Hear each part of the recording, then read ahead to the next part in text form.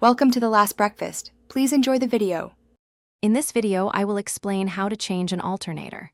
First, prioritize safety by disconnecting the negative battery cable.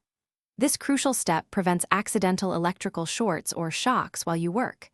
Next, gather your essential tools, including various wrenches, a ratchet, and a specialized serpentine belt tool. Always ensure the engine is completely cool before beginning any maintenance. Now, let's tackle the serpentine belt. Locate the tensioner pulley, which typically has a square opening for your serpentine belt tool. Insert the tool and rotate it to release the tension on the belt. Once the tension is off, carefully slide the belt off the alternator pulley and other components. This makes accessing the alternator much easier.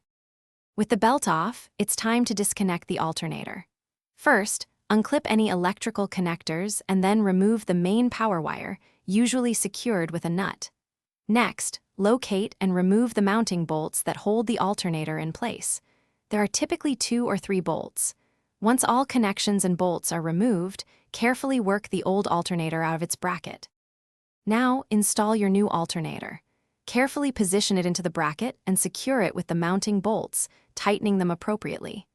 Reconnect all electrical connectors and the main power wire. Next, route the serpentine belt back onto all the pulleys, ensuring it's correctly seated. Finally, reconnect the negative battery cable and start your engine to confirm the new alternator is charging properly. Thanks for watching. If this was helpful, leave a like and consider subscribing. See you next time.